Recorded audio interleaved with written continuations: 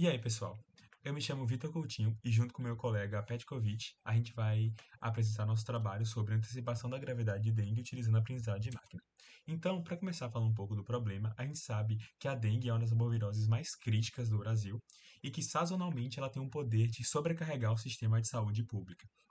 Então, a gente sabe que para os profissionais de saúde seria muito útil, através de sintomas prévios e algumas comorbidades prévias, poder prever se aquele paciente ele vai ter uma dengue grave ou uma dengue clássica. Então, o nosso objetivo aqui é, a partir desses dados iniciais, criar um modelo de inteligência artificial que consiga fazer essa previsão entre dengue, entre casos graves e casos não graves. Um adendo é que a dengue, ela não é classificada em caso grave e caso não grave. Ela é classificada em casos clássicos, casos com sinais de alarme e dengue grave. Então, por questão de simplificação, a gente juntou o sinais de alarme e a dengue grave em uma categoria só, que seria a categoria grave, enquanto a dengue clássica ficou como não grave. Para isso, a gente utilizou o, a base de dados do Sistema de Informação de Agravos do SUS, que é uma base de dados aberta, e a gente utilizou o ano de 2024, porque foi o ano com a maior epidemia de dengue já registrada no Brasil. Originalmente, essa base tinha 6 milhões de registros com mais de 3 gigas, e aí, depois da limpeza, a gente teve aproximadamente 2 milhões de amostras. E dos 121 atributos originais, a gente utilizou apenas 21. Além disso, uma coisa que a gente pode notar é que mesmo assim, essa base ficou bastante desbalanceada, já que os casos de dengue clássica são muito mais comuns do que os casos graves em si. Então a gente teve aproximadamente 97,6% do caso de dengue clássica e os casos graves ficaram com apenas 2,4%. Bom, e fala um pouco sobre a nossa metodologia. A gente seguiu esse pipeline onde inicialmente a gente fez o pré-processamento, onde a gente fez uma engenharia ali de atributos, criando alguns atributos, fazendo uma transformações em alguns outros, como de idade, por exemplo, normalizando. E a gente se atentou principalmente a informações socioeconômicas de raça para evitar algum tipo de viés que fosse gerar algum tipo de discriminação em si. Além disso, a gente fez a estratificação dos dados e a divisão entre 70% de dados para treino e 30% para teste. Em relação aos modelos, a gente escolheu utilizar regressão logística, árvore de decisão, floresta aleatória e o XGBoost, onde a gente experimentou diferentes parâmetros nesses modelos, utilizando validação cruzada também, e selecionou os melhores parâmetros para esses modelos. E, por fim, a gente fez a avaliação utilizando a acurácia, precisão, sensibilidade e o F1 score dos modelos, além de fazer a comparação entre os modelos com a curva ROC em si. Bom, falando um pouco sobre quais pontos a gente levou em consideração na hora de escolher os modelos. Primeiro, por ser um problema de classificação, além disso, a gente poder adotar pesos para fazer o balanceamento, já que a nossa base é bastante desbalanceada.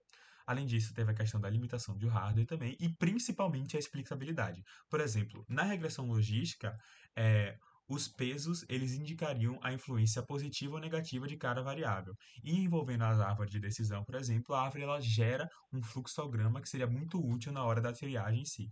E o Randall Forest e o XGBoost, além de utilizar várias árvores para fazer a previsão em si, eles permitem a avaliação da importância de cada variável. Então dá para ver que a gente sempre focou bastante nessa questão da explicabilidade de cada modelo em si.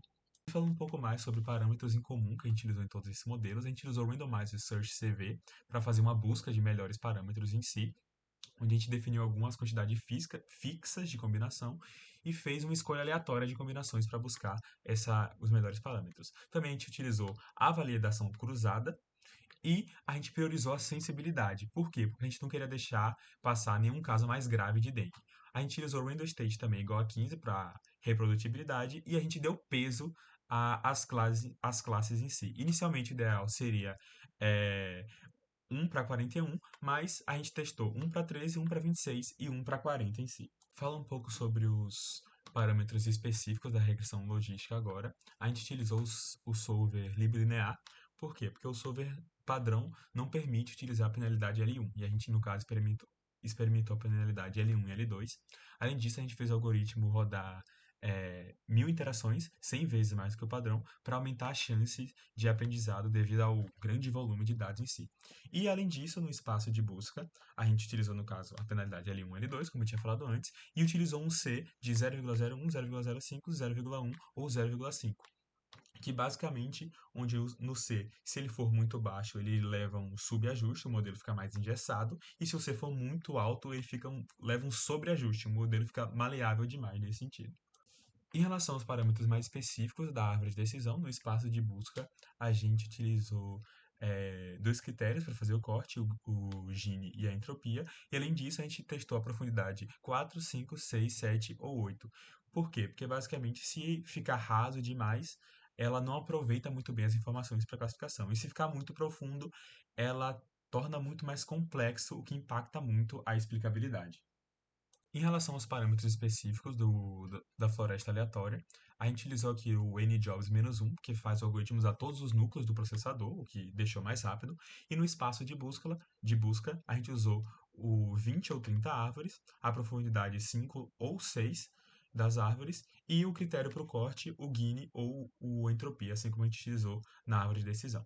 E falando um pouco mais especificamente dos parâmetros do XGBoost, a gente tem aqui vai utilizar no Objective, que a gente vai passar a tarefa, que no caso vai ser uma classificação binária, onde ele vai retornar o valor entre 0 e 1, que vai ser uma probabilidade, deixando assim mais explicável. Além disso, o Evolmetric, onde a gente vai utilizar o log loss, que ele serve basicamente para penalizar mais severamente quando acontece algum erro. Então, isso serve para dar a devida importância para a classe que a gente quer, que é bem importante, já que é 41 vezes menor. E no espaço de busca, a gente vai utilizar 50 ou 100 árvores, a gente utiliza um número maior porque esse algoritmo é mais otimizado. Na profundidade das árvores vai ser 3, 4, 5 ou 6. De novo, a gente vai utilizar o Gini ou entropia para fazer o corte. Vai utilizar 3 números para a taxa de aprendizado. E a gente vai utilizar 80 ou 100% das instâncias e das variáveis para fazer esses treinamentos dos modelos. Agora, sobre as técnicas de validação utilizadas aqui nesse projeto, primeiro sobre a divisão do conjunto de dados em 70% deles para treino e 30% deles para teste. Isso já é uma prática bastante consolidada, né? E também essencial para poder simular o seu desempenho na vida real, né? Dando ao modelo casos que ele não viu antes, para poder ver como é que ele se sai. Também muito importante a estratificação no nosso caso, porque os dados são extremamente desbalanceados, né? Então apenas 2,38% dos casos são os graves. E poderia ser que nessa divisão, todos eles ficassem na parte só de treino e não na parte de teste. E outra coisa é que isso também acaba refletindo o cenário epidemiológico da doença, né? Então, na vida real, em torno de 2,5% dos casos vão ser casos graves. Então, a gente quer saber como é que o modelo se comporta quando esse é o caso. A validação cruzada foi utilizada para poder evitar que o desempenho obtido no final tenha sido por sorte, né? Então, assim, o conjunto de dados vai ser treinado e avaliado em todas as dobras. E, por último, essa estratégia de busca aleatória dos hiperparâmetros, ela já foi provada como mais eficiente que a busca exaustiva em grade, né? E que, às vezes, não é possível por limitação de hardware, como foi o caso aqui. Como medidas de desempenho, nós incluímos a acurácia, apesar da acurácia não ser a melhor métrica nesse caso, né? Isso porque os dados são extremamente desbalanceados. Ou seja, por exemplo, se a gente criasse um modelo que diz que todo mundo é dengue leve, independentemente dos atributos, ele teria mais de 97% de acertos. Por conta disso, nós incluímos a precisão e sensibilidade. Então, a precisão responderia: de todos os pacientes classificados como graves, quantos realmente são graves? Né? Isso diz respeito, por exemplo, a possíveis gastos de recursos com exames para alguém que não vai ter uma dengue grave, limitações na rotina de alguém que não vai ter dengue grave, certo? Já a sensibilidade talvez seja a métrica mais valiosa aqui. Né? Então, dos realmente graves, quantos o modelo realmente detectou? Então, na área da saúde, isso pode significar não deixar escapar situações de vida ou morte para o paciente, certo? O FM Score ele vai trazer o balanço entre a precisão e a sensibilidade do modelo, que é muito mais interessante para a gente. Então, como métrica global, seria melhor do que a acurácia. E também a curva Alk-Hock, né? Essa curva ela vai ver ali o preço que se paga pelo aumento da sensibilidade. Então, o modelo ele pode começar a prever vários casos como dengue grave, sendo que não é. Então, quanto mais sensível, a tendência é que aumente essa paranoia do modelo. Finalmente, os resultados, dados em porcentagem. Então, a gente tem aí de cima para baixo floresta aleatória, XGBoost, regressão logística e árvore de decisão, certo? As cores do melhor valor para o pior valor, azul, verde, amarelo e vermelho, ok? E a gente vê que não é tão trivial, tão simples escolher qual seria o melhor modelo. Então, por exemplo, aqui foi dito que sensibilidade pode ser a métrica mais importante, né? Que é não deixar escapar os casos mais graves. E a gente vê que a árvore de decisão teve o melhor desempenho nessa métrica, mas o desempenho nas outras métricas foi ruim. E de forma inversa, a gente vê que a floresta aleatória, ela teve o melhor desempenho, né? Em 3 das 5 métricas, só que em relação à sensibilidade, foi o pior desempenho, sabe? Então aqui a gente pode olhar também para o lado direito e ver a curva Rock, ou seja, à medida que a gente vai para a direita nela, a gente vai ganhando sensibilidade, a gente vê que sobe a linha, mas aumenta também a paranoia, né? Ou seja, casos ditos positivos, mas que não são positivos, que não são de dengue grave de fato. E no fim das contas, o melhor modelo, nesse caso aqui, foi o XGBoost, né? Então a métrica utilizada para definir o melhor modelo vai ser essa área sobre a curva, porque a curva Rock mostra o desempenho do XGBoost não só em um corte específico, mas em todos os cortes possíveis para sensibilidade. Então, dentre eles, aqui expressos, o XGBoost é o que teve o melhor desempenho. Como já comentado, a explicabilidade é bastante importante. E aqui a gente é capaz de ver as 10 variáveis mais importantes na classificação de determinado caso como dengue grave, certo? A gente vê como os modelos eles dão ali importâncias diferentes a variáveis distintas, né? Eles chegam até a incluir alguma variável em seu top 10 e outro modelo não, como o exemplo da mialgia, que não foi incluída ali no top 10 da regressão logística. E talvez, caso os modelos todos tivessem tido um desempenho muito, muito, muito bom, a gente veria mais similaridade, né, entre essas importâncias. Talvez eles aprendessem algo muito mais similar entre eles. E aqui o fluxograma obtido com a árvore de decisão, né, que poderia ser seguido por um profissional de saúde com base nos sintomas ali apresentados pelo paciente e em suas condições, idade, etc. Por fim, as nossas conclusões. Né? Então, primeiramente, esse grande potencial que essa imensidão de dados disponibilizados publicamente traz para o desenvolvimento de ferramentas com aprendizado de máquina, certo? E, por outro lado, o problema é que essa imensidão de dados, como é que a gente processa, como é que a gente lida com tantos dados, né? Então, precisa de um poder computacional maior nesse sentido.